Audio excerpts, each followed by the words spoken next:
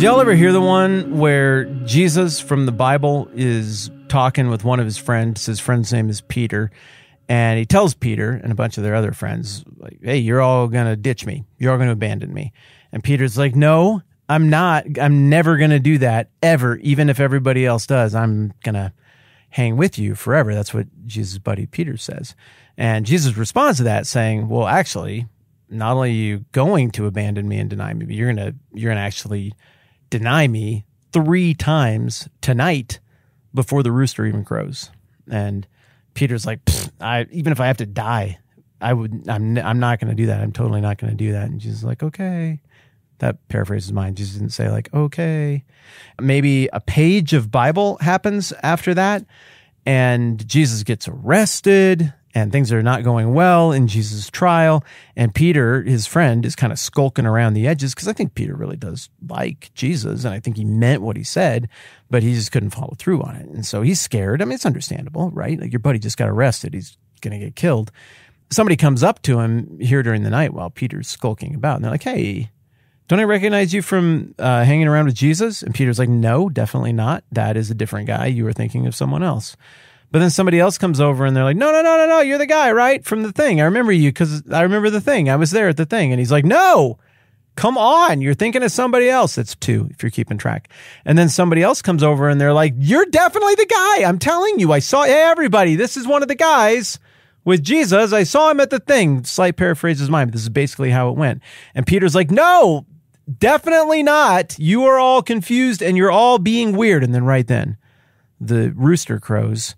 And he goes outside and he weeps bitterly. And that's actually the last thing that you ever hear from Peter in the book of Matthew. It's a pretty sad story, right? And you read that story in the New Testament and you can't help but go, wow, how could you get that so wrong? This 1 page ago, you said that you were going to get that right. You swear on your life. You're definitely not going to deny Jesus. And then you get it wrong 3 times. Boom, like that. But then upon further reflection, you're supposed to go, I do things like that. Sometimes you get caught up in the moment or fear or insecurity or whatever, just selfishness takes over. And you can swear up and down that you're going to do the right thing when you're in one state of mind, and then you just the practicality of the moment or whatever, everything flips and then you get it wrong a second later. I think that whole story of Peter immediately failing to follow through on this blood oath covenant swearing that he does to Jesus is really reminiscent of what we're getting here at the very end of the book of Nehemiah. And in the same way that you're supposed to be shocked by how quickly Peter could screw it up, but also then a second later you're supposed to be like, well, I guess I could do that too. So at the end of Nehemiah, I think you're supposed to be shocked by how quickly the people who just made a vow to do 3 things then went and violated those 3 things. But then also, after a couple minutes to reflect, I think you're supposed to be like, well, I mean, it could have been me. I do things like that sometimes. In this case, it's a pretty ugly situation. The thing that keeps biting the descendants of Abraham in the butt is that they keep marrying into other people groups. And it's not the marrying between people that is necessarily what messes it up. It's in this ancient Near Eastern context, every time you do that, you mingle all the money, you mingle all the customs, you mingle all the language, you mingle all the belief and the religion and where the sacrifices go. And it watered down the whole thing for this exclusive people group. And of course, every time they intermarried and half worshiped another god and half worshiped the one true God, things got watered down to the point that it was barely recognizable. And that's, according to Nehemiah, how they got into the whole mess in the first place of being slaves and in captivity, defeated by Babylon, owned by the Persians. But now there's been this opportunity to get things back on track. They made a great big oath. Everybody made the oath in chapter 10, a lot like Peter. No, we're never going to get anything wrong again. We're totally going to do all of these things. We are totally going to honor the Sabbath. We are totally going to provide for the household of God and not neglect it. And we are totally not going to do the intermarriage thing anymore. Well, in Nehemiah 13, we discover that Nehemiah went away for a little bit and they immediately neglected the care of the house of God. And then we discover that also Nehemiah went away for a little bit and they immediately quit honoring the Sabbath. And then most recently, we figured out here in the last little bit of Nehemiah 13 that Nehemiah went away for a little bit and immediately everybody started doing the intermarriage thing again and adopting the customs of other people groups and beliefs and all that. It's just the same problem on repeat. Here we go again. So Nehemiah explains the problem in verses 23 and 24 of Nehemiah 13. Moreover, in those days I saw men of Judah who had married women of Ashdod, Ammon, and Moab. Half of their children spoke the language of Ashdod or the language of one of the other peoples and didn't know how to speak the language of Judah. They couldn't even hear the words of God in the language in which they were written because they didn't know it. Well, Nehemiah's been a man of action in the past. What's he going to do this time around? Verse 25. I, Nehemiah, rebuked them and called curses down on them. Dang. Well, for that to be anything other than impotent and ridiculous and mockable, you've got to be somebody who's got a lot of credibility and a pretty decent following and somebody who's operating from a position of massive moral authority. And apparently Nehemiah is just such a guy. What else is he going to do? Oh boy, I beat some of the men and pulled out their hair, period. Huh. Okay. Well, theoretically, we are against religious violence. I would be against somebody in church beating someone and pulling out their hair. But you know what? Truth to be told, I've kind of wanted to do that a few times.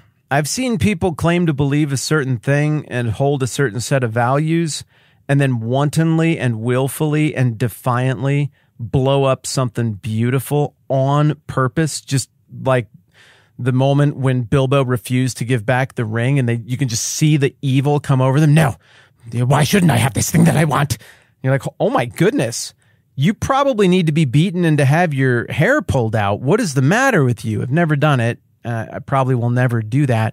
So I get the impulse, I guess, to want to when people who claim to believe a certain thing just wantonly, willfully, destructively, ruthlessly, cruelly ignore all the things that they pledged themselves to. I don't know. Maybe I've had that coming at times here or there. I mean, I like to think that most of the stupid stuff I've done is because of stupid, like just not paying attention or well-intentioned and I got it wrong, or just inattentive and, oh, wow, if I should have been more thoughtful. That wasn't very helpful. But no, I can even think of a few things over the course of my life where I'm like, no, it's me time and I'm going to be selfish and I'm going to say something mean right now. I'm going to do it or whatever it is. And so I don't know, maybe I've had it coming as well, but joke's on you, Nehemiah, or whoever would want to correct me. I don't have any hair to pull out. All of that said, theoretically, you don't want to beat people in a religious setting, but I don't know, different time, different context, different stakes. I mean, if somebody gets something wrong at church or in a church community, they tear up their family, they hurt people they love, they deeply damage their children. That's pretty bad.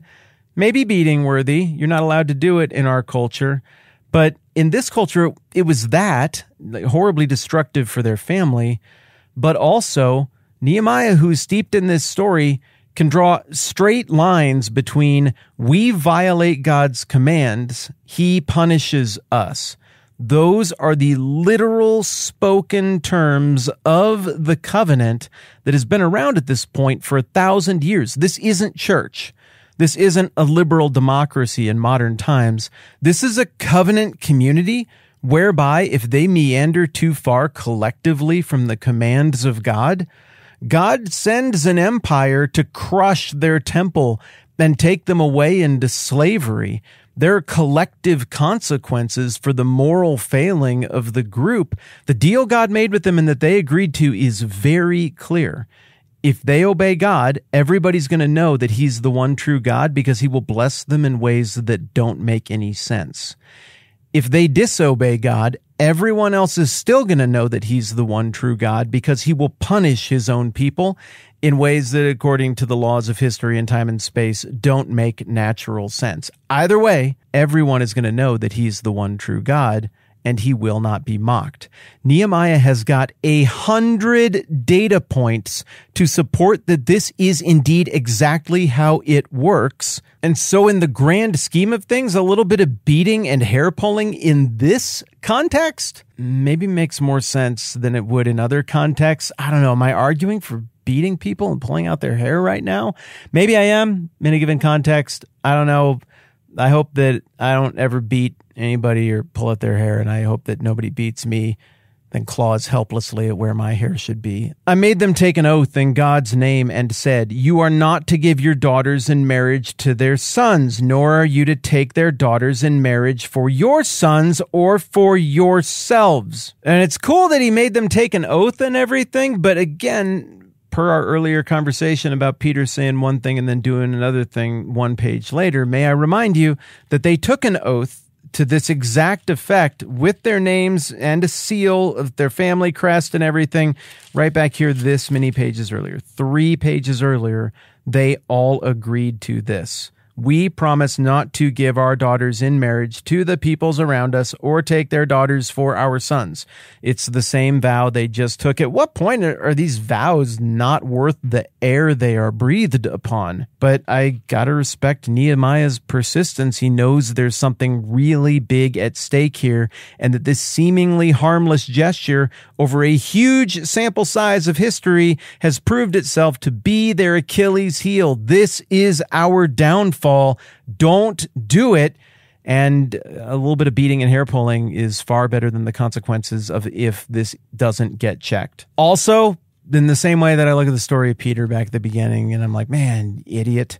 And then 2 seconds later, I'm like, yeah, kind of me. I kind of relate to Peter more than Jesus in that story. So I look at this story and I want to relate to Nehemiah more, but probably I relate to the idiots more. There are lots of good things that I have intended to do and then just forgot or was selfish or whatever. I don't know. The whole dang situation, all of it, the Peter thing, the Nehemiah thing, the whole Old Testament, all of it begs for a solution that is more potent than my willpower, than Peter's willpower, than these guys' willpower. It's going to take something more, and that really is, I think, what the whole Nehemiah thing is ultimately going to set up as we get toward the home stretch here. I'm Matt. This is the 10-Minute Bible Hour podcast. Let's do this again soon.